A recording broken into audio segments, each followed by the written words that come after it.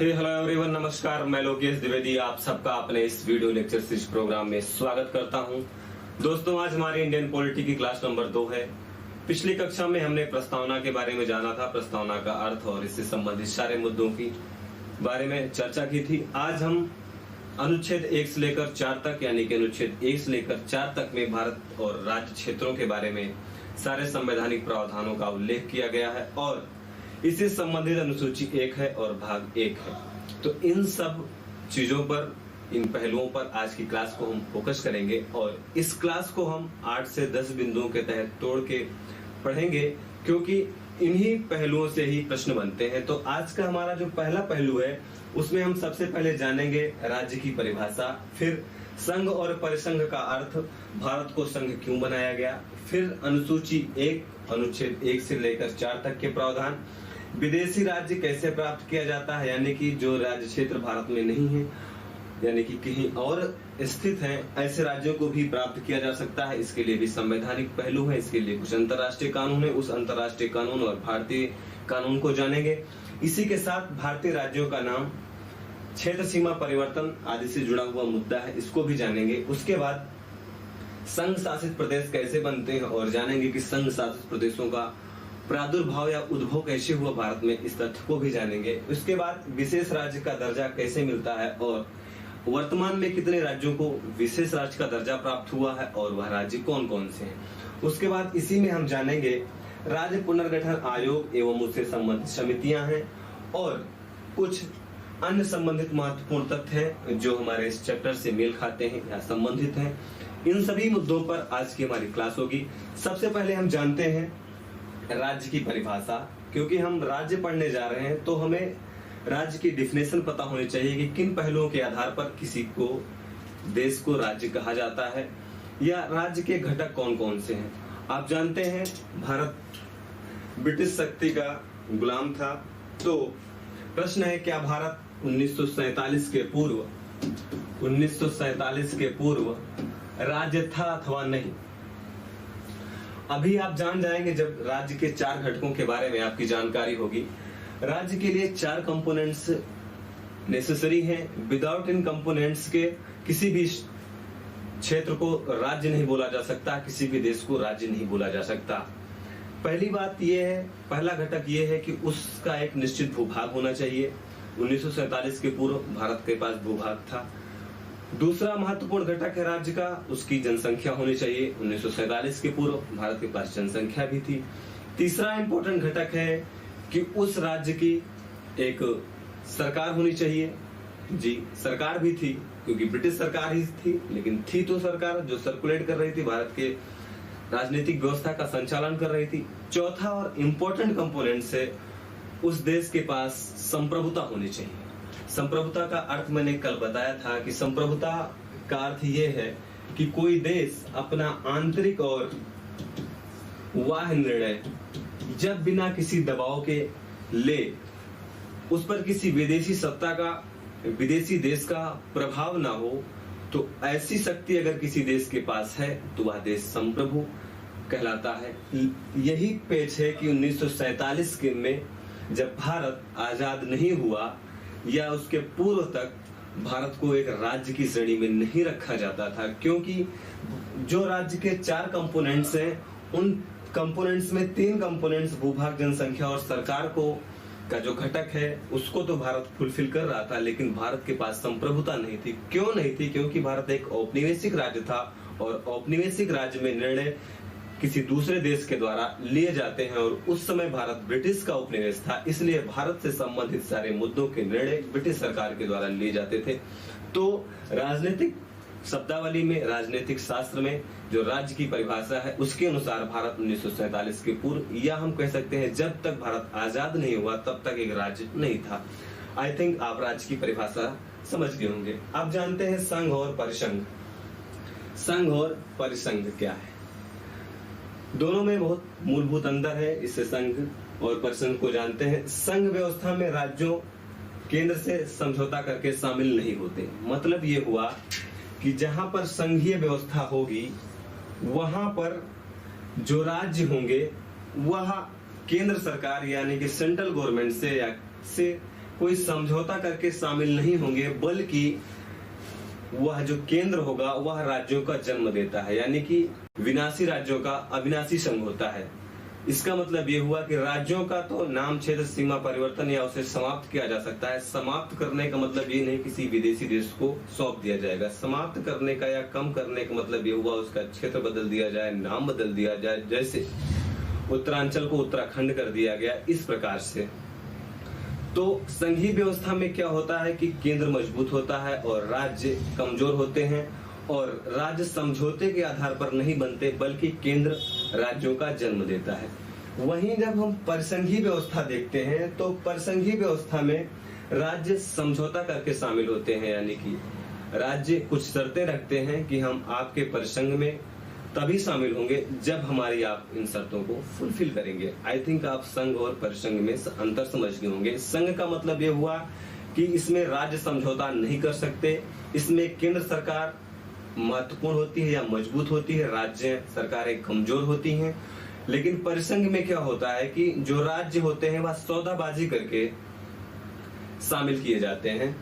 तो इसी में एक दूसरा प्रश्न था कि भारत को संघीय व्यवस्था या संघात्मक व्यवस्था क्यों अपनाया गया, क्योंकि भारत की इतनी बड़ी विविधता थी और राष्ट्रीय एकता और अखंडता के लिए संकट उत्पन्न हो सकता था, क्योंकि पाकिस्तान का निर्माण हुआ था। तो हमारे संविधान निर्माता यह नहीं चाहते थे कि भविष्य में भी ऐसी कोई गतिविधियां हो, इसीलिए उन्होंने परिसंघीय व्यवस्था की जगह संघीय व्यवस्था को अडॉप्ट किया या अपनाया।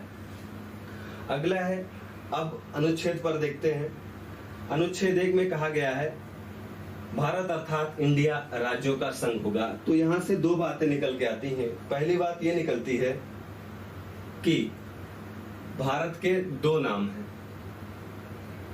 पहला नाम ये है भारत और दूसरा नाम है इंडिया, और दोनों का सिंपल सा अर्थ है। क्योंकि उस समय इंडिया नाम इसलिए रखा गया कि उस समय का जो माहौल था, उस माहौल में इंडिया नाम ब्रिटिश के द्वारा या औपनिवेशिक सत्ताओं के द्वारा बहुत ज्यादा फेमस कर दिया गया था, इसलिए इस नाम को भी रखा गया। और जो भारत का पुराना नाम था यानी कि भारत, इसको भी अनुच्छेद 1 के तहत शामिल किया गया।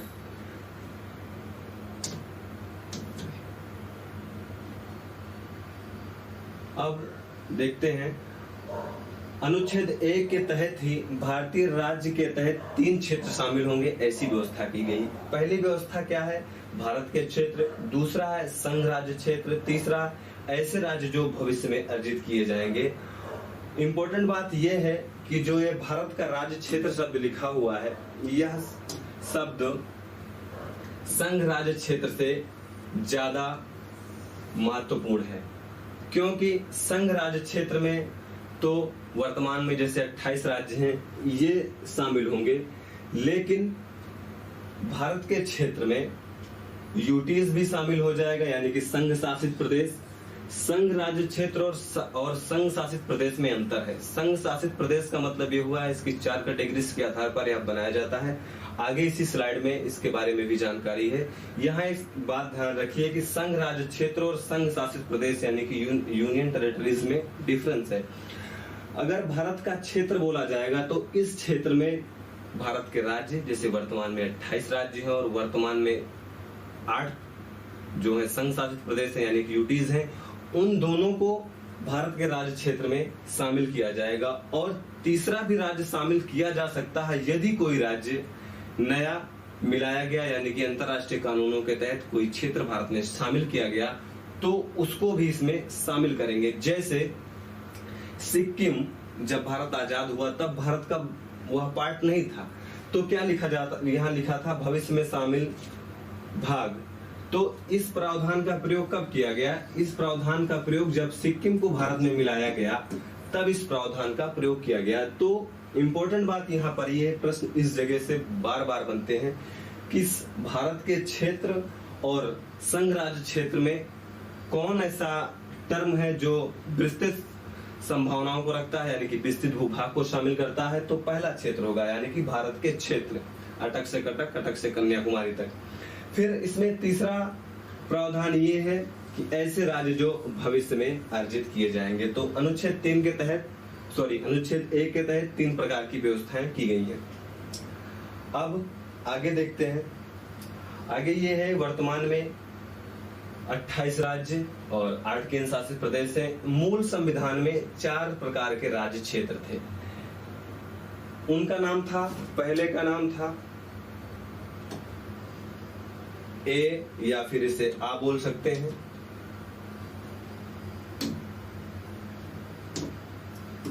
इस श्रेणी में 9 राज्य शामिल थे और ये 9 राज्य वे थे जिन्हें 1935 के एक्ट के तहत राज्य का दर्जा प्राप्त था। बी श्रेणी या बा श्रेणी वह थी जिसमें बड़ी रियासतें और शाही शासन के राज्य शामिल थे, यानी कि ब्रिटिश सरकार के द्वारा यहाँ पर शासन किया जाता था। शासन तो भारत में 1935 के एक्ट में पूरे भारत पर ब्रिटिश सरकार के ही द्वारा किया जाता था, लेकिन कुछ व्यवस्थाओं के लिए राज्य विधान मंडल का गठन किया गया था, वो अभी काम करते थे, आप हिस्ट्री में पढ़ेंगे। तीसरा श्रेणी थी, यानी कि सी श्रेणी थी, ब्रिटिश आयुक्त का शासन, और इसी ब्रिटिश आयुक्त शासन से ही भारत में संघ शासित प्रदेशों का जन्म हुआ। और ऐसे जो राज्य थे वह 5 थे। और द श्रेणी थी, इसमें 2 राज्य थे और इसमें कहा गया था इसमें वे राज्य रखे जाएंगे जो भविष्य में अर्जित किए जाएंगे। आगे देखते हैं। एक और इम्पोर्टेंट बात है, यह जो 4 प्रकार के डिवीजन थे, इन डिवीजन को 1956 में 7वें संविधान संशोधन के द्वारा समाप्त कर दिया गया और क्या किया गया कि आ और बा यानी कि ए और बी को एक में मिला दिया गया और ग श्रेणी को समाप्त कर दिया गया। और इस प्रकार से राज्य और केंद्र शासित प्रदेश 2 कैटेगरी रखी गई। राज्य और केंद्र शासित प्रदेश 2 कैटेगरी रखी गई। ये प्रश्न बार बार परीक्षाओं में पूछा जाता है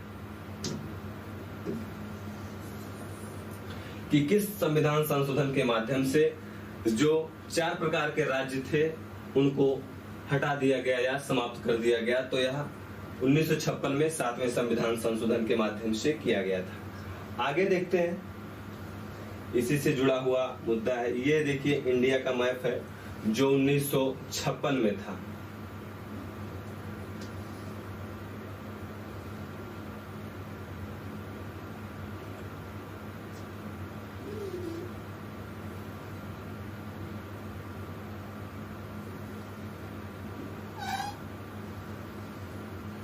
और यह वर्तमान का मैप है।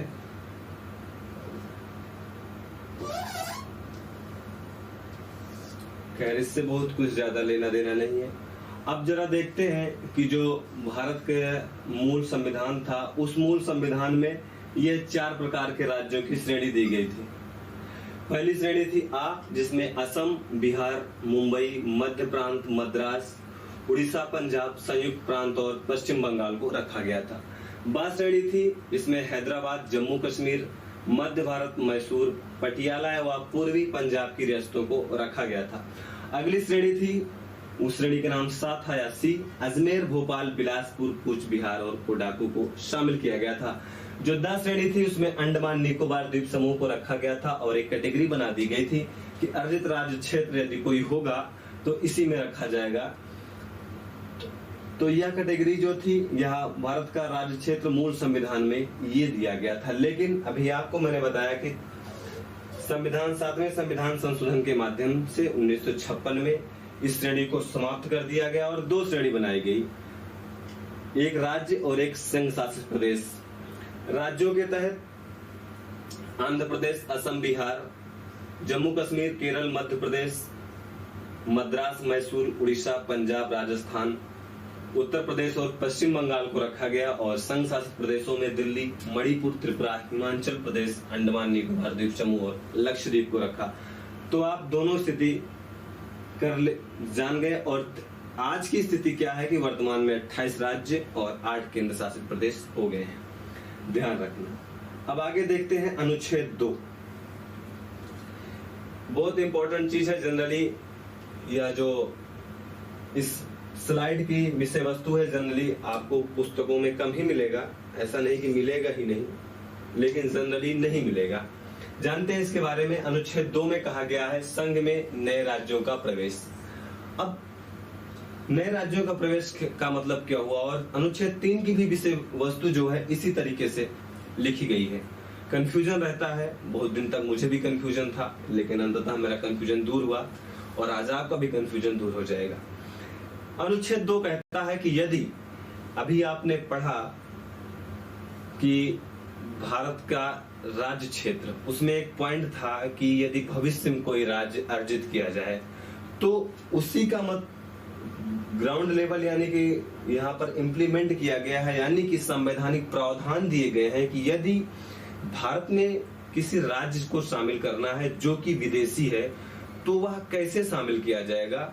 उसको शामिल करने के लिए भारतीय संविधान में प्रावधान किया गया है, लेकिन भारतीय संविधान के प्रावधानों को पालन करते हुए अंतरराष्ट्रीय कानून का भी पालन करना पड़ेगा यदि आपको किसी विदेशी क्षेत्र को अपने क्षेत्र में शामिल करना है।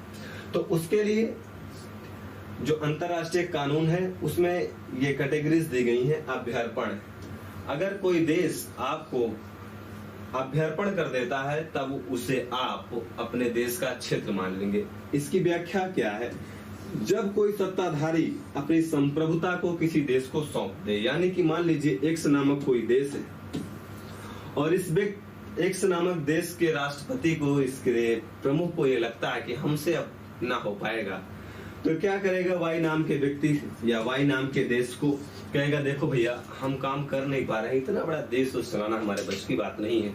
तो वाई कहेगा हम तो इसी के लिए पैदा ही हुए हैं, लाइए हम चलाते हैं आपको देश की राजनीतिक व्यवस्था को, आप अपनी संप्रभुता हमें सौंप दें। संप्रभुता का मतलब अब निर्णय एक्स देश का वाई देश के द्वारा किया जाएगा, और सिक्किम ने यही किया। सिक्किम को अभ्यर्पण के माध्यम से ही भारत में मिलाया गया है। आई थिंक आप अभ्यर्पण को समझ गए होंगे, जो कि अंतरराष्ट्रीय कानून में किसी विदेशी राज्य क्षेत्र को भारत में मिलाने की पहली कैटेगरी है। दूसरा जानते हैं विजय के द्वारा, यानी कि किसी दो देशों में युद्ध हो जाता है। युद्ध के क्या कारण है इस क्लास में हम नहीं बताने वाले हैं, आप सब जानते हैं युद्ध क्यों होते हैं। और उस युद्ध में अगर कोई क्षेत्र कोई जीत जाता है तब भी वह अंतरराष्ट्रीय कानून ऐसे राज्यों की मान्यता देता है। पाकिस्तान के द्वारा जो ऑक्युपाइड कश्मीर है, पाकिस्तान कहता है कि देखिए इसको तो हमने युद्ध में जीता है। खैर वह एक युद्ध नहीं था, वो अलग का परिदृश्य है, आगे की कक्षाओं में कभी समय मिला तो जानेंगे। अगला जो अंतरराष्ट्रीय कानून है किसी राज्य को शामिल करने के लिए, वह है उपवृद्धि के द्वारा। उपवृद्धि का मतलब क्या होता है? उपवृद्धि का सिंपल सा मतलब है किसी प्राकृतिक कारण से कोई देश का भाग किसी दूसरे देश में मिल जाए। अब आप पूछेंगे प्राकृतिक कारण का मतलब क्या हुआ? अरे भाई, नदियों को क्या मनुष्य ने नहीं बनाया है? नहर मनुष्य बनाया है, नदियां तो प्राकृतिक है। अब मान लीजिए ये अपना प्यारा भारत है और यहाँ आप जानते हैं पश्चिम बंगाल से नीचे बांग्लादेश है। अब यहाँ पर कोई नदी बह रही है, अभी नदी का क्षेत्र ये है और इसके इधर का साइड जो है यह माना जाएगा या उसी का क्षेत्र है, यानी कि बंगाल का है, सॉरी बांग्लादेश का है। अब क्या होगा, यह नदी कुछ दिन में जो बहने का क्रम है वह चेंज कर दे। कैसे बताता हूं। अब क्या हो, कुछ दिन बाद यह नदी जो है अभी तक ऐसे बह रही थी, अब यह ऐसे बहने लगे। पहले इसका मूल क्षेत्र ये था, मूल क्षेत्र पहले इसका ये था, लेकिन अब यह नदी जो है यहां से बहने लगी। तो अब ये जो क्षेत्र बचा शेष, इसको रंग ही देता हूं। अब ये जो क्षेत्र बचा यहां वाला, ये अब ये भारत के साइड आ गया, तो अब यह क्षेत्र भारत का माना जाएगा। तो आप समझ गए कि प्राकृतिक कारण से भी ईश्वर भी मेहरबान हो जाता है किसी देश पर, और भारत पर तो मेहरबान है। यानी कि जो मोहरी नदी है उसने क्या किया, ऐसे ही अपना लिया प्राकृतिक कारण, और मोहरी नदी ने अपना पथ बदल दिया, और पथ बदलने के क्रम में बांग्लादेश के साइड अंदर होती चली गई और भारत के साइड जगह छोड़ती चली गई। भारत ने इस पर कब्जा कर लिया।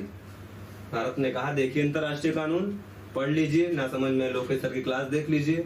बांग्लादेश को बोला, भारत ने ले लिया। बांग्लादेश कहता है भाई दे दीजिए, भारत कहता नहीं देंगे, प्राकृतिक कारणों से मिला है, हम कानून का पालन कर रहे हैं। अगला है आवेशन के द्वारा। आवेशन के द्वारा भाई कैसे राज्य मिलेगा, इसका मतलब क्या हुआ जानते हैं। आवेशन का मतलब ये हुआ जहां पर किसी देश का कब्जा ना हो। अब ऐसा भी क्षेत्र ढूंढना पड़ेगा अगर आपको अपने देश का भूभाग बढ़ाना है। जैसे चीन ढूंढता रहता है और सब पर अपना ही भाग बताता है। इसका एग्जांपल मैं इसलिए दे रहा हूं क्योंकि चीन क्या कहता है कि जो क्षेत्र भारत के पास है, अरुणाचल प्रदेश वगैरह के, वो कहता है भारत में क्षेत्र है ही नहीं, इस पर भारत का कब्जा ही नहीं, कब्जा तो हमारा है। खैर वो कहता रहता है, कहेगा भी, आगे भी कहेगा जब तक हम लोग उसकी कुटाई नहीं करेंगे अच्छे से। आवेशन में क्या होता है, ऐसा क्षेत्र जहां पर किसी देश का कब्जा ना हो। जैसे चंद्रयान भेजा जा रहा है, मंगलयान भेजा जा रहा है, वहां पर अभी किसी देश का कब्जा नहीं है। भारत वहां जाके कुछ आधी जनसंख्या को, भाई बहुत ज्यादा जनसंख्या है, यूपी बिहार मध्य प्रदेश से कुछ लोगों को पकड़ के ले जाके मंगल ग्रह पर रख दे, चलिए आप लोग वहीं रहिए, यहाँ जगह कम है, छोटे छोटे रूम में रह रहे हैं। तो आवेशन के द्वारा भी राज्य को बढ़ाया जा सकता है, लेकिन ढूंढना पड़ेगा कहाँ जगह खाली है, कहाँ प्लाटिंग नहीं हुई है, वहीं प्लाटिंग कर लो। जो भी देश कर पाया प्लाटिंग उसका हो गया। आगे देखते हैं। अगली जो कैटेगरी है किसी भी देश को प्राप्त करने की, वह है क्या, चिरभोग। चिरभोग का मतलब क्या हुआ भाई? चिरभोग का मतलब ये हुआ कि मान लीजिए कोई ऐसा क्षेत्र है जिस क्षेत्र पर किसी दूसरे देश का यद्यपि शासन तो है, लेकिन वहां पर कोई दूसरा देश शांतिपूर्वक अपनी प्रभुता को बनाए रखे, यानी कि वहां की जनता को या वहां के शासन में बहुत ज्यादा मात्रा में इंटरफेरेंस कर दे, तो ऐसे भी क्षेत्र को अंतर्राष्ट्रीय कानून की विधि का पालन करते हुए भारत में या जो भी देश संबंधित है वह शामिल कर सकता है। तो आप आई थिंक अनुच्छेद 2 की विषय वस्तु को समझ गए होंगे, इंपॉर्टेंट विषय वस्तु है। अब अगला प्रावधान देखते हैं, अगला अनुच्छेद देखते हैं, अनुच्छेद 3। संसद किसी राज्य का नाम, क्षेत्र सीमा परिवर्तन कर सकती है। अनुच्छेद 3 की अब थोड़ा सा देखते हैं इसके बारे में। अनुच्छेद 3 कहता है कि संसद किसी क्षेत्र का नाम, क्षेत्र सीमा परिवर्तन कर सकती है। अब इसमें क्या क्या कर सकती है इसको देखते हैं। संसद को अनुच्छेद 3 का प्रयोग करके संविधान ने यह शक्ति दी है कि आप किसी राज्य का नाम बदल दीजिए। जैसे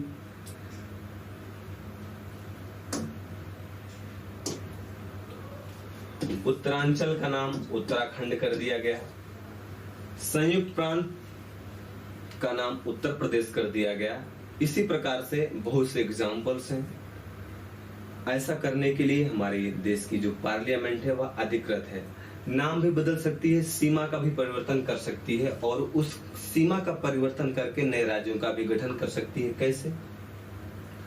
अब उत्तर प्रदेश से, ये उत्तर प्रदेश के भूभाग से यानी कि पहाड़ी क्षेत्रों को अलग करके उत्तराखंड का निर्माण कर दिया। संसद ही तो कर रही है, अनुच्छेद 3 में ही बात कहा जा रहा है। झारखंड का निर्माण कर दिया गया। लालू जी धरना पर बैठे ही रह गए। लालू जी ने कहा झारखंड का निर्माण जब तक हम जिंदा हैं होगा नहीं। अटल बिहारी वाजपेयी उस समय प्रधानमंत्री थे, बोले ठीक है आप जिंदा भी रहेंगे और झारखंड का निर्माण भी होगा, क्योंकि अनुच्छेद 3 में यह बात लिखी गई है और यह बात संसद को अधिकृत करती है या काम करने के लिए, और हम तो पार्लियामेंट में बैठे ही हैं लालू जी। अब नए राज्यों के निर्माण, नाम क्षेत्र सीमा परिवर्तन करने के लिए कुछ संवैधानिक प्रावधान हैं, जिन संवैधानिक प्रावधानों से प्रश्न बनते हैं और आपको ये संवैधानिक प्रावधान रटे होने चाहिए या कंठस्थ होने चाहिए। पहला प्रावधान ये है इसमें कि संशोधन विधेयक बनाकर ही किया जाएगा। पहली कैटेगरी है, यानी कि अगर आपको किसी क्षेत्र का नाम परिवर्तन करना है, किसी राज्य को छोटा करना है, बड़ा करना है, कर लीजिए, जो करना है सब करिए, लेकिन विधेयक बना लीजिए। दूसरा है राष्ट्रपति की पूर्व अनुमति। इस पॉइंट से सबसे ज्यादा बार प्रश्न पूछा गया है, लगभग सारे एग्जाम्स में, चाहे जिस संस्था के द्वारा वह प्रश्न पूछा गया हो या वह परीक्षा आयोजित कराई गई हो, कि क्या किसी राज्य के नाम क्षेत्र सीमा परिवर्तन करने के लिए राष्ट्रपति की पूर्व अनुमति की आवश्यकता है अथवा नहीं। यस, राष्ट्रपति की पूर्व अनुमति से ही विधेयक सदन में प्रस्तुत किया जा सकता है। अलग की बात है कि राष्ट्रपति किसी भी मुद्दे पर काम मंत्रिपरिषद की सलाह पर ही करते हैं, लेकिन प्रावधान है, याद रखना। दूसरा है, थोड़ा समझाना पड़ेगा तीसरे पॉइंट को। तीसरा पॉइंट कहता है साधारण बहुमत से परिवर्तन होगा। अब साधारण बहुमत का क्या मतलब हुआ? साधारण बहुमत का सिंपल सा मतलब है कुल उपस्थित प्लस मतदान करने वाले सदस्यों का बहुमत। मतदान करने वालों सदस्यों का बहुमत।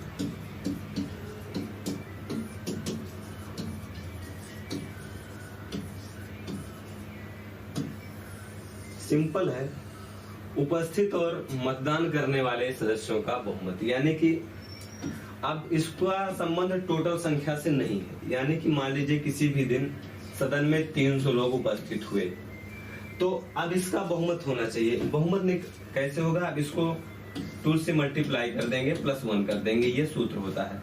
तो यानी कि ये 151 करके आ जाएगा। यानी कि इतने जो मेंबर्स हैं, यानी कि हमारे पार्लियामेंट के लोग हैं, वे इतने लोग अगर पक्ष में मतदान कर देते हैं तो संविधान संशोधन हो जाएगा या साधारण संविधान संशोधन होगा और किसी भी राज्य क्षेत्र का नाम जो है वह चेंज हो जाएगा। अगला प्रावधान है इसमें, यहाँ पी का मतलब ये हुआ प्रेसिडेंट, यानी कि राष्ट्रपति। ये प्रेसिडेंट को इंडिकेट करने के लिए पी लिखा गया है। पी संबंधित राज्य की विधायिका को प्रस्तुत विधेयक के विचार को भेजेंगे। कहने का मतलब ये हुआ कि यदि मान लीजिए जब झारखंड का निर्माण किया गया होगा, तो उस समय के जो राष्ट्रपति थे, राष्ट्रपति महोदय ने झारखंड का जब निर्माण हो रहा था और इसका निर्माण बिहार से किया गया था, तो बिहार की विधानमंडल के पास उन्होंने एक सूचना भेजी होगी कि देखिए भाई साहब, झारखंड का निर्माण करना है और हम चाहते हैं कि आपको अवगत करा दें। अवगत कराना हमारी संवैधानिक मजबूरी है। इसी मजबूरी का पालन करते हुए, बाकी हमने तो नियम बना ही लिया है, मन बना ही लिया है कि हम झारखंड का निर्माण करेंगे, लेकिन संविधान है, थोड़ा सा उसका सम्मान करना जरूरी है, इसलिए हम आपके पास भेज रहे हैं। और इसी में महत्वपूर्ण बात यह है कि राष्ट्रपति महोदय जब यह सूचना भेजते हैं तो एक समय निश्चित कर देते हैं, मान लीजिए 14 दिन, 14 डेज को उन्होंने डिसाइड कर दिया और कह दिया देखिए 14 दिन में जो विचार मंथन करना हो, जो धरना करना हो, जो भी करना हो मैं बता देना, और बताओगे तब ठीक है, नहीं बताओगे तब भी ठीक है, हम संशोधन करवा ही देंगे।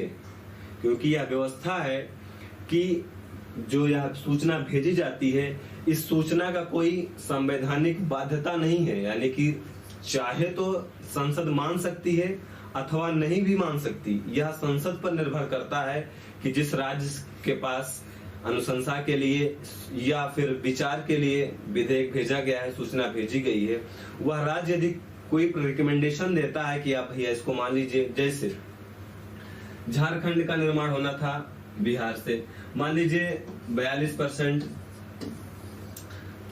भूभाग से फॉर एग्जांपल झारखंड का निर्माण होना था, लेकिन लालू जी ने कहा होगा या लालू जी कह सकते थे, या जो भी उस समय का मुख्यमंत्री था वह कह सकता था देखिए भाई 42% भूभाग ना दीजिए, आप देने का मन बना ही लिए हैं तो दे दीजिए, लेकिन कम दीजिए, चलिए 40% दे दीजिए।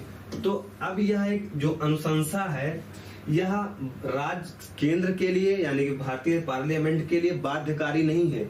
या चाहे तो मान सकती है अथवा नहीं मान सकती है, चाहे तो वह 40% की बात को स्वीकार कर ले, नहीं जो उन्होंने मन बनाया, जो विधेयक तैयार किया है वह उसी को ही फॉलो करे।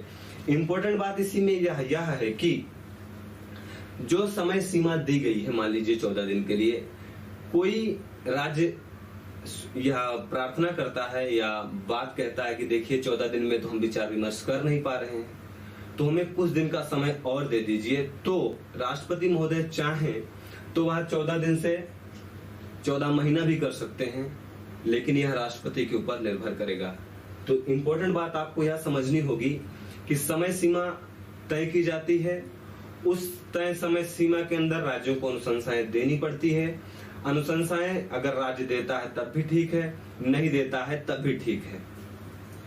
अगला बात है, राज्य विधायिका के मत को स्वीकृति देना संसद पर निर्भर करेगा। यानी कि जो अनुशंसा के लिए या विचार के लिए विधेयक या सूचना भेजी गई है, उस पर यदि कोई राज्य प्रतिक्रिया देता है तो उस प्रतिक्रिया को संसद चाहे तो स्वीकार करे अथवा नहीं स्वीकार करे। यह एक संवैधानिक प्रावधान के तहत इस बात का जिक्र किया गया है।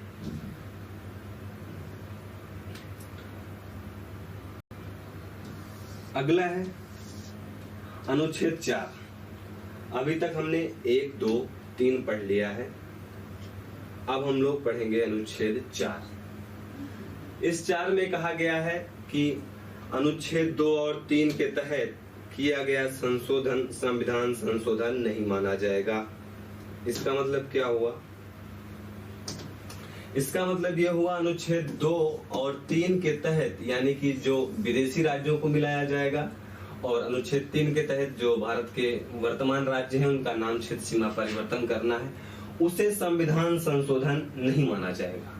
इसका मतलब यह हुआ, जब हमारे देश में संविधान संशोधन किया जाता है तो उसका एक नंबर दिया जाता है, लेकिन जो संशोधन साधारण बहुमत से किए जाते हैं उनको नंबर नहीं दिया जाता है। इसलिए अनुच्छेद 4 में संविधान निर्माताओं ने स्पष्ट रूप से कह दिया कि भाई आप 2 और 3 के तहत जो कानून बनाएंगे वह कानून या संविधान संशोधन को नंबर नहीं दिया जाएगा। नहीं, आप रोज नाम क्षेत्र सीमा परिवर्तन करते जाएंगे और संविधान में केवल क्रम संख्या ही बढ़ती जाएगी। फॉर एग्जाम्पल समझाने के लिए, तो अनुच्छेद 4 स्पष्ट रूप से कहता है 2 और 3 के तहत किया गया संविधान संशोधन को संविधान संशोधन नहीं माना जाएगा, उसे नंबर नहीं दिया जाएगा, क्योंकि यह साधारण बहुमत से किया जा रहा है। अगली बात यह है, इंपॉर्टेंट बात है कि भारत के संविधान निर्माता भारत की एकता अखंडता से किसी प्रकार का कोई समझौता नहीं किए। उन्होंने स्पष्ट रूप से लिख दिया कि देखिए, आप कानून बनाकर किसी विदेशी क्षेत्र को तो ले सकते हो, लेकिन अपने भूभाग को नहीं दे सकते हो। लेकिन एक बात और ध्यान रखने योग्य है कि यदि किसी देश में, या किसी देश का मतलब ये हुआ किसी पड़ोसी देश के साथ कोई सीमा समझौता करना है या आवागमन के लिए रास्ता देना है, तब इसे संसद कर सकती है, जैसे बांग्लादेश को रास्ता भारत ने दिया था। अब अनुच्छेद 1 से लेकर 4 तक चर्चा हो गई। पहले में क्या है, भारत जो कि इंडिया होगा या राज्यों के संघ होगा। अनुच्छेद 2 में विदेशी राज्यों को कैसे शामिल किया जाएगा, इसके लिए इंटरनेशनल कानून है। और अनुच्छेद 3 में यह है व्यवस्था कि वर्तमान राज्यों के नाम क्षेत्र सीमा को परिवर्तित किया जा सकता है, बदला जा सकता है, इसके लिए शर्तें हैं। और अनुच्छेद 4 यह कहता है अनुच्छेद 2 और 3 के तहत किए गए संविधान संशोधन नहीं माने जाएंगे, क्योंकि यह साधारण बहुमत से किए गए हैं। अब अगला है राज्य पुनर्गठन आयोग एवं समितियां, इसके बारे में जानते हैं। राज्य पुनर्गठन आयोग का मतलब क्या हुआ? राज्य पुनर्गठन आयोग का मतलब यही हुआ कि जैसे अनुच्छेद 3 में कहा गया है कि राज्यों का नाम क्षेत्र सीमा परिवर्तन कर दिया जाएगा, उसी का प्रयोग करते हुए संसद ने किया। और उससे संबंधित कुछ समितियां हैं, और चूंकि हमें मॉडर्न हिस्ट्री पढ़ना ही है और इसलिए हमने थोड़ा सा संविधान बनने के पूर्व भी जो ब्रिटिश सरकार के द्वारा राज्यों के गठन किए गए हैं उससे संबंधित कुछ आयोग थे, समितियां थी, उसको भी पीपीटी में लिखा है। पहला जो आयोग था जो याद रखा जा सकता है, सर हर्बर्ट रिस्ले आयोग। यह आयोग बंगाल सरकार को लिखे गए पत्र में भाषाई आधार पर बंगाल के विभाजन का सुझाव दिया था, यानी कि जो 1905 में बंगाल का विभाजन किया गया भाषा के आधार पर, उसकी अनुशंसा हर्बर्ट रिस्ले आयोग ने किया था। दूसरा है लॉर्ड हार्डिंग। इसका क्या संबंध है? राज्य सचिव को लिखे गए पत्र में बंगाल विभाजन को निरस्त करने की मांग की, जिसमें भाषा के मुद्दे को प्राथमिकता दी गई थी, यानी कि जो बंगाल का विभाजन हुआ उसको समाप्त करने के लिए या लॉर्ड हार्डिंग ने रिकमेंडेशन दिया, क्योंकि राज्य का गठन हो रहा था, पुनर्गठन हो रहा था, राज्यों को पुनः मिलाया जा रहा था। दूसरा है मॉन्टेग्यू चेम्सफोर्ड रिपोर्ट। इसमें राज्यों के गठन के भाषाई एवं जातीय आधार को अस्वीकार कर दिया गया, यानी कि किसी भी राज्य का गठन भाषा और जाति के आधार पर, यानी कि जहां पर किसी जाति की जनसंख्या ज्यादा है उस आधार पर कोई राज्य न बना दिया जाए। मॉन्टेग्यू चेम्सफोर्ड रिपोर्ट में यह कहा गया था। आगे है मोतीलाल नेहरू रिपोर्ट। इसमें भाषा, जनेच्छा, जनसंख्या एवं भौगोलिक, आर्थिक तथा वित्तीय स्थिति के आधार पर राज्यों के गठन की बात की गई थी। अगला है भारतीय स्टैट्यूटरी कमीशन। इसने जाति, धर्म, आर्थिक हित, भौगोलिक एकरूपता, गांवों शहरों में संतुलन इत्यादि को राज्यों के गठन का आधार माना। किसी भी एक मुद्दे को नहीं बल्कि अनेक मुद्दे को गठन का आधार माना, लेकिन गठन के फलस्वरूप प्रभावित क्षेत्रों की आपसी सहमति को गठन का आधार माना। भाषाई आधार को सशर्त स्वीकृति दी, यानी कि इसने राज्यों के गठन में विविधता को स्वीकार किया। अगला है ओडेनिल आयोग। इसने भारतीय स्टैट्यूटरी कमीशन की अनुशंसा का समर्थन किया, यानी कि 1930 में जो कमीशन गठा था, यानी कि साइमन कमीशन, उसी के रिकमेंडेशन को इसने भी मान्यता दी। अगला है भारतीय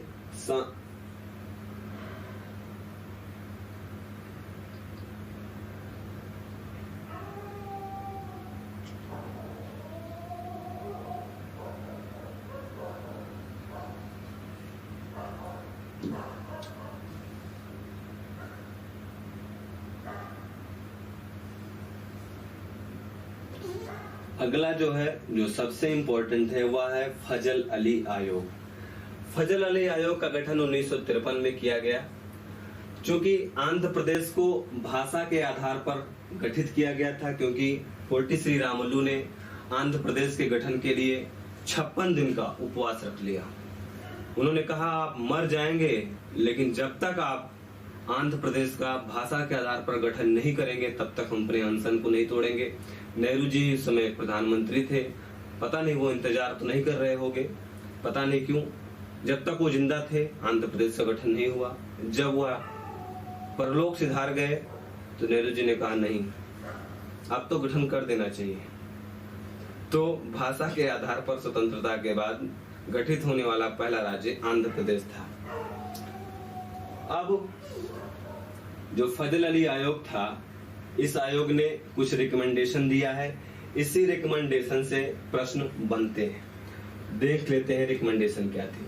किसी भी राज्य के पुनर्गठन में भारत की एकता एवं सुरक्षितता को प्रामुख्यता देनी चाहिए, यानी कि राज्य का गठन हो बहुत जरूरी है, लेकिन उससे भी जरूरी यह है कि भारत की एकता और सुरक्षा प्रमुखता से ध्यान में रखी जाए किसी राज्य के गठन करने के लिए। दूसरी शर्त रखी, राज्यों के पुनर्गठन में भाषा को मुख्य आधार बनाना चाहिए। तीसरा है, इस प्रकार भाषाई एवं सांस्कृतिक एकरूपता को ध्यान में रखा जाना चाहिए, लेकिन आयोग ने एक राज्य एक भाषा के फार्मूले को अस्वीकार कर दिया। यद्यपि इन्होंने कहा कि भाषा को आधार बनाया जाए, लेकिन इसका मतलब ये नहीं कि उस राज्य में केवल एक ही भाषा बोली जाएगी, इसी आधार पर उस राज्य का गठन कर दिया जाए। नेक्स्ट है, इसी ने रिकमेंडेशन दिया कि प्रशासनिक, वित्तीय एवं आर्थिक परिस्थितियों को नजरअंदाज नहीं किया जा सकता, यानी कि किसी राज्य के गठन के लिए वहां की प्रशासनिक व्यवस्था, वहां की वित्तीय एवं आर्थिक व्यवस्थाओं को भी ध्यान में रखा जाए राज्यों के गठन में। फिर फजल अली आयोग की अनुशंसा के आधार पर भारत में 16 नए राज्यों के निर्माण की सिफारिश की गई तथा 3 संघ राज शासित प्रदेशों के निर्माण की बात की गई। कहने का तात्पर्य यह है कि जो फजल अली आयोग था, इन्होंने रिकमेंडेशन किया कि भारत में 16 राज्य होने चाहिए और 3 संघ शासित प्रदेश। चूंकि ये अनुशंसाएं थी, इसलिए इस प्रावधान को भारत सरकार ने नहीं माना, लेकिन कुछ न कुछ जरूर माना। सरकार ने 1956 में आयोग की अनुशंसाओं में कुछ परिवर्तन करते हुए इनकी सिफारिशों को स्वीकार कर लिया तथा 1 नवंबर 1956 को 14 राज्यों तथा 6 केंद्र शासित प्रदेशों का निर्माण किया। 1950 के बाद बनाए गए राज्य, जैसे आंध्र प्रदेश का गठन किया गया।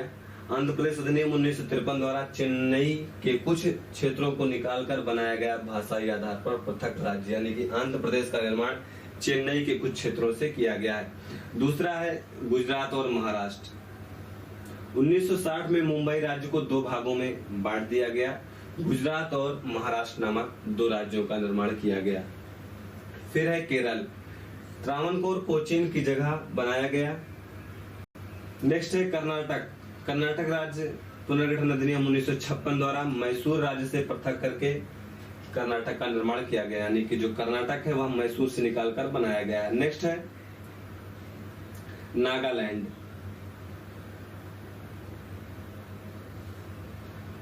नागालैंड राज्य अधिनियम 1962 द्वारा असम राज्य से अलग कर बनाया गया, यानी कि नागालैंड का जन्म असम राज्य के भूभाग से हुआ है। इसी तरीके से हरियाणा, पंजाब का पुनर्गठन करके पंजाब के कुछ क्षेत्रों से निकालकर हरियाणा का गठन किया गया। फिर हिमाचल प्रदेश है। हिमाचल प्रदेश संघ राज्य क्षेत्र को हिमाचल प्रदेश राज्य अधिनियम 1970 के द्वारा राज्य का दर्जा प्रदान किया गया। मेघालय को 23वें संविधान संशोधन के माध्यम से पुनर्गठित किया गया। इसी तरीके से मणिपुर, त्रिपुरा और का गठन किया गया। इसे पूर्वोत्तर क्षेत्र पुनर्गठन अधिनियम 1971 के द्वारा पुनर्गठित किया गया। नेक्स्ट है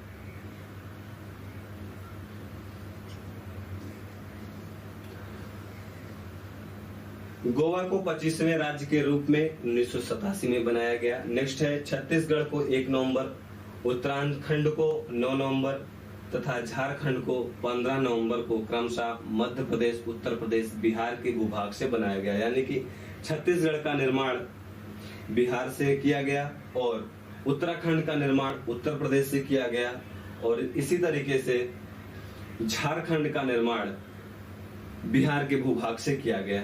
ऐसे कर लीजिए।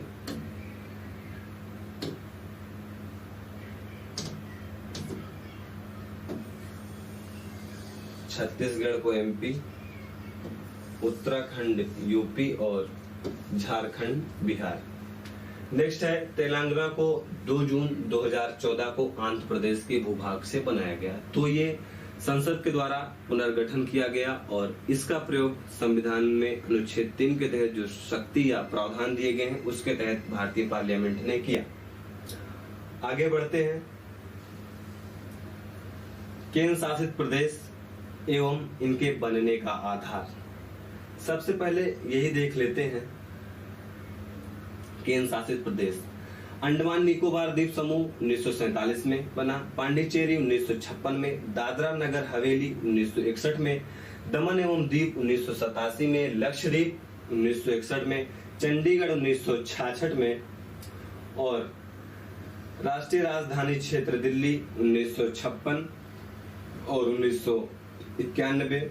59वें संविधान संशोधन 1991 के माध्यम से राज्य यूनियन टेरिटरीज का दर्जा दिया गया।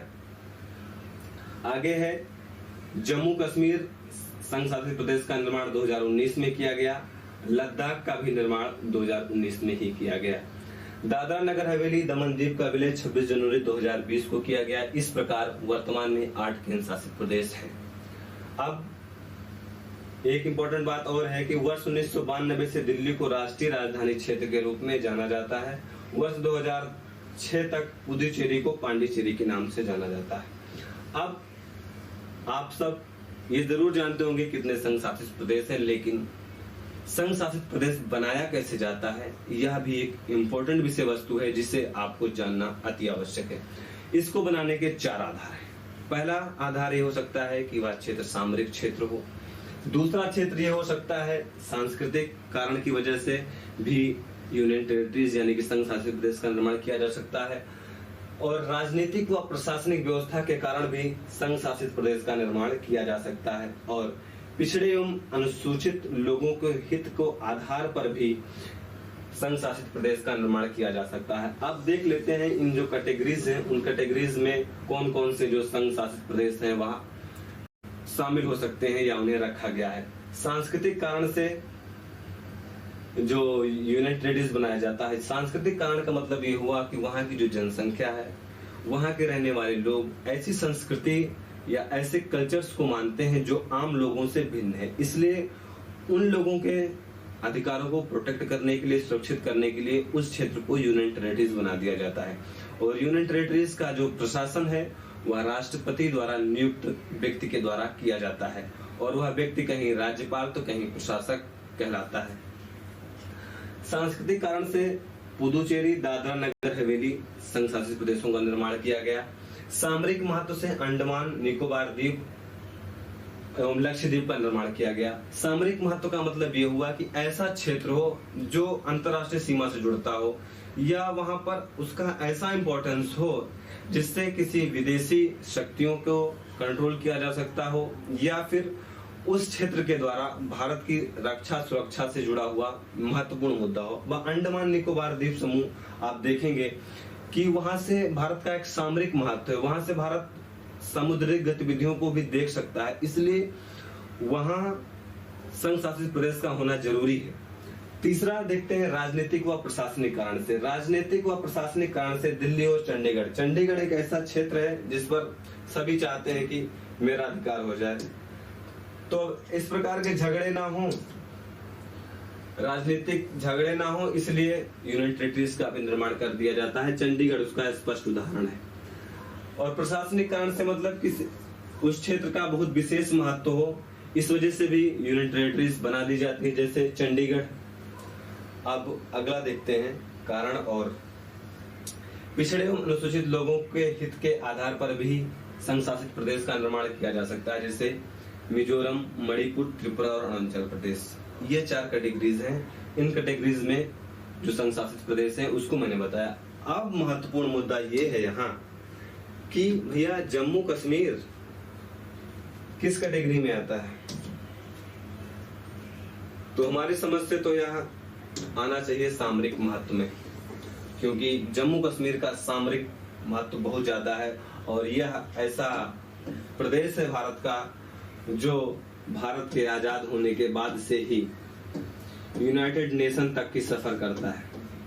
इसका मतलब ये हुआ कि यह मुद्दा जम्मू कश्मीर का यूनाइटेड नेशन यानी संयुक्त राष्ट्र तक जाता रहता है, इसलिए सामरिक महत्व तो मैं इसका सबसे ज्यादा मानता हूं, क्योंकि पाकिस्तान, अफगानिस्तान दोनों को कंट्रोल करने के लिए और पूरे विश्व को कंट्रोल करने के लिए या विश्व की गतिविधियों को ध्यान में रखने के लिए, क्योंकि यह मुद्दा हमेशा पाकिस्तान के द्वारा इससे मुद्दा बनाया जाता है, इसलिए इसका इंपॉर्टेंस सामरिक महत्व की दृष्टि से ज्यादा है अकॉर्डिंग टू मी। अगला है कुछ एक तथ्य है। इस प्रकार संघ शासित प्रदेशों का जन्म 1874 में हुआ जब अनुसूचित जिले बनाए गए। इन्हीं अनुसूचित जिलों से ही संघ शासित प्रदेशों का निर्माण हुआ और इन्हें आयुक्त क्षेत्र भी कहा जाता है। संघ शासित क्षेत्र का प्रशासन राष्ट्रपति के माध्यम से नियुक्त प्रशासक के माध्यम से होता है, मैंने आपको बताया। अब अगला है दिल्ली।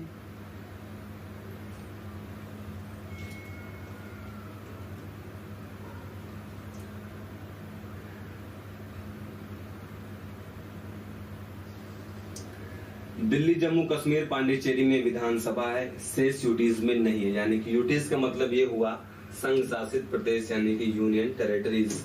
अन्य यूनियन टेरिटरीज में विधानसभा नहीं है, यानी कि वहां विधायकों का चुनाव नहीं होता, बल्कि दिल्ली, जम्मू कश्मीर और पांडिचेरी में विधानसभा है। अगला है अंडमान निकोबार, दिल्ली, पुदुचेरी, जम्मू कश्मीर, लद्दाख, यूटीज यानी कि यूनियन टेरिटरीज यानी कि संघ शासित प्रदेश के प्रमुख को उपराज्यपाल कहा जाता है।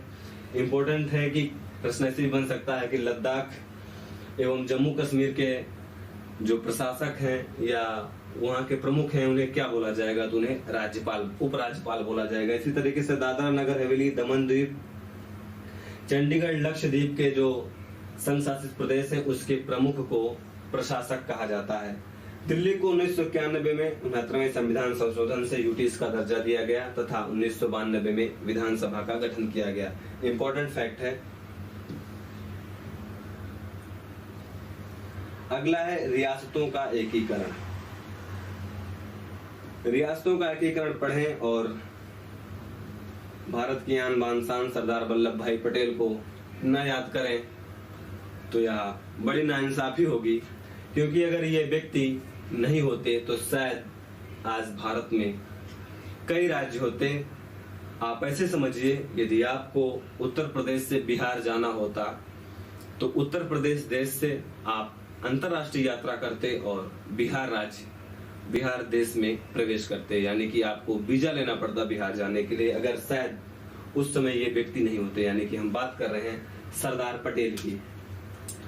क्योंकि जब भारत ब्रिटिश सत्ता से मुक्त होने वाला था तो हो सकता है ब्रिटिश मंशा रही हो या फिर कोई अन्य कारण, ब्रिटिश सरकार ने भारतीय राज्यों में, चूंकि उस समय भारतीय राज्य भी थे और छोटी बड़ी रियासतें भी थी, इवन लगभग 40% जो भारत का भूभाग था वह रियासतों के द्वारा संचालित होता था या फिर वहां पर रियासतों का शासन था। तो ब्रिटिश सरकार ने स्वतंत्रता अधिनियम 1947 में प्रावधान किया गया कि रियासतें चाहे तो भारत में शामिल हो जाएं, चाहे पाकिस्तान में शामिल हो जाएं और चाहे स्वतंत्र रहें। अब इस प्रावधान को उन्होंने क्यों रखा? हर व्यक्ति, हर इतिहासकार इसका अपना अलग अलग अर्थ निकाल सकता है और यहाँ कोई विशेष अर्थ निकालने की बात नहीं, बस इतना जानिए कि यह प्रावधान था, ये परीक्षा में पूछा जाता है। तो जब उन्होंने 3 प्रकार की बात को रखा तो भारत का सौभाग्य था कि सरदार वल्लभ भाई पटेल जी उस समय थे। उन्होंने कहा कोई बात नहीं, जो भी रखना है आप रख लो। अभी आप इनकी कोट पढ़ें, थोड़ा सा आप समझ जाएंगे। इन्होंने क्या कहा? शक्ति के अभाव में विश्वास व्यर्थ है, विश्वास और शक्ति दोनों किसी महान काम को करने के लिए आवश्यक है। अभी इनका महान काम इसी कोट से ही पता चल जाएगा। अब क्या हुआ कि उस समय कुल लगभग 552 देशी रियासतें थी और इनमें से 549 तो स्वेच्छा से मिल गई और स्वेच्छा से ऐसे नहीं मिली। चूंकि देशी रियासतों के एकीकरण का कार्य सरदार पटेल जी को दिया गया था, नेहरू जी जानते थे कि हमसे तो हो नहीं पाएगा, क्यों ना यह काम हम पटेल साहब को ही दे दे। पटेल साहब इस काम में बड़े माहिर थे, वकील थे। ये राज्यों के पास जाते थे, रियासतों के पास जाते थे और उनसे कहते थे देखिए हम आपसे 3 चीज मांगते हैं। पहली चीज ये कि आप अपने रियासत का संचार, सुरक्षा और विदेशी मामले हमें दे दीजिए, बाकी आप वहां की शासन व्यवस्था को संचालित करते रहिए, हम आपको कुछ नहीं बोलेंगे। अगर आप नहीं मानोगे तो आप ये मान के चलिए कि हम पिस्टल लगा के आपके कान पर आपकी रियासत को शामिल कर लेंगे भारत में। तो इतने बड़े कूटनीतिक व्यक्ति थे कि जो 549 रियासतों के प्रमुख थे वो बोले भैया कौन पंगा ले इस व्यक्ति से। रियासतदारों ने कहा भाई मुझसे नहीं हो पाएगा, चलिए साइन कर देता हूं। 549 पर तो सरदार पटेल जी ने शांति से कह सकते हैं डरा के धमका के किसी भी तरीके से हस्ताक्षर करवा लिया। लेकिन 3 रियासतें थी, हैदराबाद, जूनागढ़ और कश्मीर। ये लोग बिल्कुल भी नहीं शामिल होना चाहते थे। ये कहते थे कि हम अलग से ही रहेंगे। अब आप देखिए, अगर हैदराबाद एक अलग राज्य होता तो दक्षिण भारत में भी एक अंतरराष्ट्रीय देश होता, वहां घूमने जाते, वहां भी वीजा मिलता। सरदार पटेल ने कहा नहीं, ऐसा नहीं होगा। सरदार पटेल ने पुलिस कार्यवाही के माध्यम से जो हैदराबाद का निजाम था उसको सरेंडर करा दिया और इसको भारतीय भूभाग में शामिल कर लिया गया। फिर एक जूनागढ़ का क्षेत्र था, यहाँ का भी रियासतदार बदमाशी कर रहा था। तो सरदार पटेल ने कहा देखिए ठीक है, आपको नहीं शामिल होना है तो आप चूंकि जो शासन है वह जनता पर कर रहे हैं, आप एक बार जनता से पूछ लीजिए कहाँ रहना चाहती है। आप पता नहीं जनमत कितना सही हुआ कितना गलत हुआ, लेकिन हुआ तो भारत के पक्ष में ही। वहां की जनता ने कहा देखिए हम भारत में मिलना चाहते हैं। तीसरी रियासत थी जम्मू कश्मीर वाला मामला। अब ये भी भाई साहब हरि सिंह जो थे कश्मीर को स्विट्जरलैंड बना रहे थे, बोले हम अलग रहेंगे। सरदार पटेल ने कहा देखते हैं कैसे रहोगे। और इत्तेफाक की बात यह है ये अलग रहना चाहते थे, लेकिन पाकिस्तान ने इन पर अटैक करवा दिया। स्विट्जरलैंड बनाना चाहते थे, लेकिन ना आत्मबल था ना इतनी शक्ति थी कि पाकिस्तान से लड़ सकें। भागे भागे आए सरदार पटेल के पास। सरदार पटेल जी भी इंतजार ही कर रहे थे कि बेटा आओ। आए, बोले शरणम देही। बोले शरण वरण नहीं मिलेगी, शरण एक ही शर्त पर मिलेगी, आप विलय पत्र पर हस्ताक्षर करिए और बोले कि आप साइन कर दीजिए और विदेशी संचार और सुरक्षा का मामला हमें दे दीजिए, बाकी आप चलाते रहिए। हरि सिंह सोचे ठीक ही है, गुलाम होने से तो अच्छा 3 क्षेत्र छोड़कर हम राजा बने ही रहेंगे। और अंततः उन्होंने विलय पत्र पर हस्ताक्षर कर दिया और जम्मू कश्मीर भी भारत का अंग बन गया। दुर्भाग्य है पंडित नेहरू जी उस समय देश के प्रधानमंत्री थे, उनकी क्या सूझबूझ थी कि जीते हुए प्रदेश को भी हार गए और चले गए अपने आदर्शवाद में संयुक्त राष्ट्र संघ। और उसका खामियाजा भारत आज भी भुगत रहा है और भविष्य में भी भुगतेगा। इसके पीछे उनकी मंशा क्या थी हम ये नहीं कह सकते कि वह भारत का विभाजन या भारत के भूभाग को किसी देश को देना चाहते थे, लेकिन हाँ कहीं ना कहीं कुछ ऐसे ब्लू एंड फॉल्स थे जिसको भारत आज भी भुगत रहा है और भविष्य में भी भुगतेगा। आगे देखते हैं, रियासतों का एकीकरण करा दिए, अब देखते हैं विशेष राज्य। विशेष राज्य क्या है?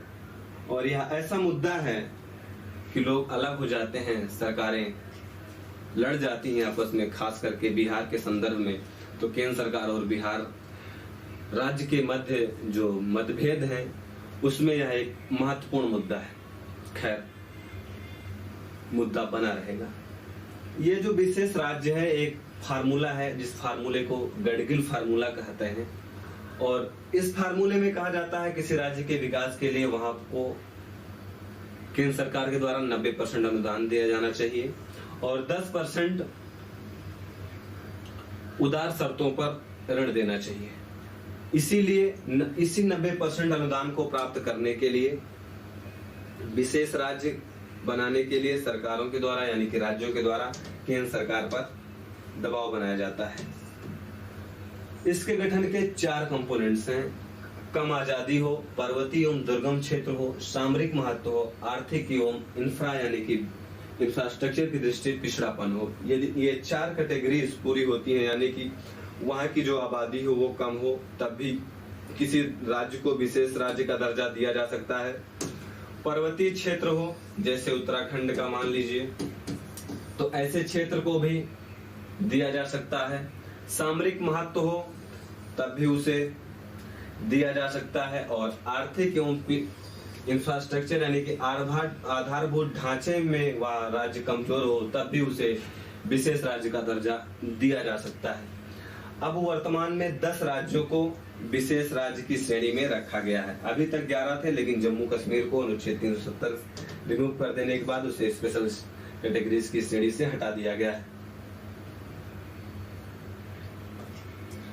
देख लेते हैं इन सारे राज्यों को। यह राज्य है असम, नागालैंड, हिमाचल प्रदेश, मणिपुर, मेघालय, त्रिपुरा, सिक्किम, मिजोरम, अरुणाचल प्रदेश और उत्तराखंड। यह वर्तमान में 10 ऐसे राज्य हैं जिन्हें विशेष राज्य की श्रेणी में शामिल किया गया है। तो दोस्तों आज के इस क्लास में इतना ही।